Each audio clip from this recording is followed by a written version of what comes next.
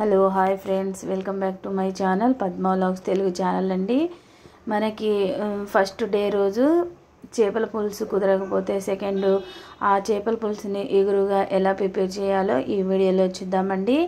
చాలా టేస్టీగా చాలా రుచిగా ఉంటుంది. నేను ఇది ఫస్ట్ సారి చేసినప్పుడు కారము కొంచెం అవన్నీ కొంచెం తక్కువ అయినాయండి. అందుకని నేను మళ్ళీ ప్రిపేర్ చేశాను.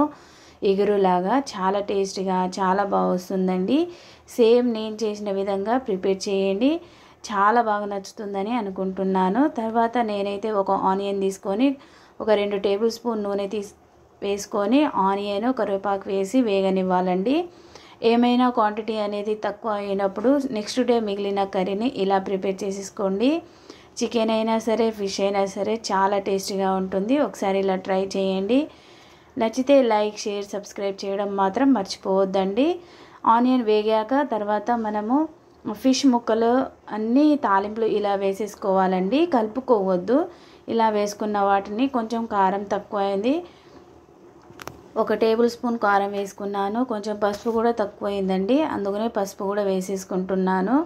ఇవి వేసుకున్న తర్వాత మనం కలుపుకోవద్దండి. మనము ముందుగానే ప్రిపేర్ చేసుకున్నాం కదా పులుసుని, అది వేసి ఒక 10 to 15 మినిట్స్ వరకు మగ్గనివ్వాలండి, చిక్కగా అయ్యేంత వరకు. చూశారు కదా, కొంచెం కారం తక్కువ అయ్యిందని నేను మళ్ళీ ప్రిపేర్ చేశాను. నెక్స్ట్ డే రోజు ఏదైనా సరే, చికెన్ అయినా సరే, మనం ఫిష్ అయినా సరే, మటన్ అయినా సరే, ఒకసారి ఇలా నైట్ మిగిలిన వాటిని ఇలా ప్రిపేర్ చేసి చూడండి. చాలా టేస్టీగా చాలా బాగుంటుంది. చాలామంది టేస్ట్ అనేది మంచిగా రాలేదు, నెక్స్ట్ డే తినని వాళ్ళైతే ఇలా ప్రిపేర్ చేయండి, చాలా బాగా వస్తుంది. ఈ వీడియో కనుక నచ్చితే లైక్ షేర్ సబ్స్క్రైబ్ చేయడం మాత్రం మర్చిపోవద్దండి.